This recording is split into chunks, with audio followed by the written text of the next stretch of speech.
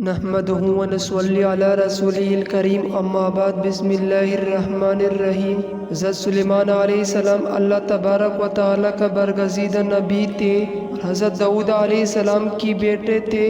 حضرت داؤد علیہ السلام کی طرح اللہ تبارک و تعالیٰ نے حضرت سلیمان علیہ السلام کو بھی بہت سے معجزات عطا کر رکھے تھے۔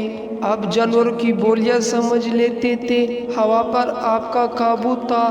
آپ علیہ السلام کی سب سے بڑی خصوصیت یہ بھی تھی کہ آپ کی حکومت صرف انسانوں پر نہیں تھی بلکہ جن بھی آپ کی تابع تھے۔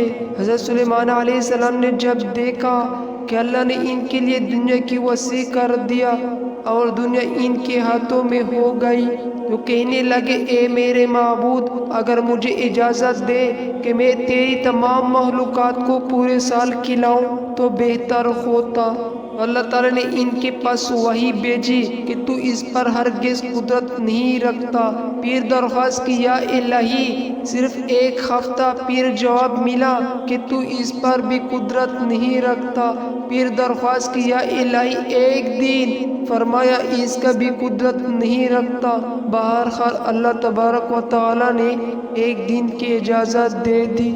حضرت سلیمان علیہ السلام نے تمام جنات اور انسانوں کو حکم دیا کہ وہ تمام کے تمام ان چیزوں کو جو زمین پر حلال ہے، یعنی گائے، بیل، بکریاں، دمبا وغیرہ، اور ان تمام کو جو جنس حیوان میں سے ہے، یعنی پرندے وغیرہ، جب وہ جن و انس نے ان چیزوں کو جمع کر لیا تو اس کے لیے بڑی بڑی دیگیں تیار کی گئی۔ تو پھر ان جانوروں کو ذبح کیا گیا اور ان کو پکایا گیا اور ہوا کو حکم دیا گیا کہ کھانے پر چلے تاکہ خراب نہ ہو۔ پھر کھانوں کو جنگل میں پھیل دیا گیا۔ اس کا طول 1 مہینے کی مسافت کے برابر تھا اور اس کا عرض بھی اتنا ہی تھا۔ پھر اللہ تعالیٰ نے حضرت سلیمان علیہ السلام کے پاس وحی بھیجی، اے سلیمان علیہ السلام، تو مخلوقات میں سے کس سے دعوت شروع کرے گا؟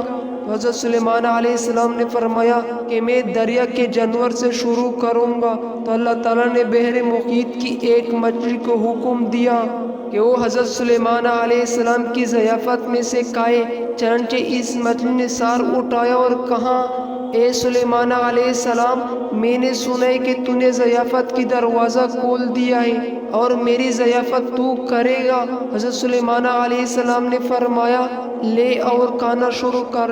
چنانچہ وہ مچھلی آگے بڑھی اور دسترخوان کی شروع سے کھانے لگی۔ مچھلی نے اس قدر کھایا کہ ایک ہی دفعہ میں سارا کھانا صاف کر دیا۔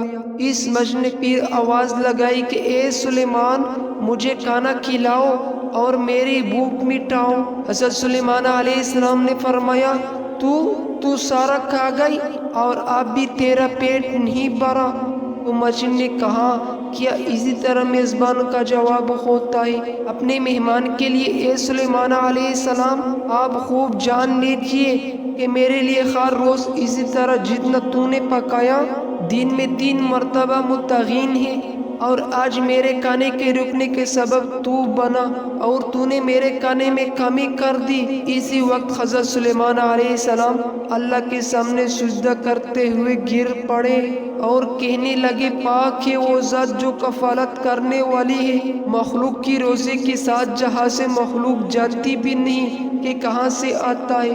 واقعہ کا سبق، بے شک ہمارا رزق صرف اور صرف اللہ ہے، چنانچہ ہمیں صرف رزق اسی سے مانگنا چاہیے اور کبھی اپنی مال و دولت، وزارت و ثروت کی بال بوتے پر انسان پر غرور نہیں کرنا چاہیے کہ میرے پاس اتنا مال ہے اس لیے مجھے رزق کے بارے میں پریشان ہونے کی ضرورت نہیں، بلکہ سب کچھ ہونے کے باوجود بھی اللہ سے مانگنے رہنا چاہیے۔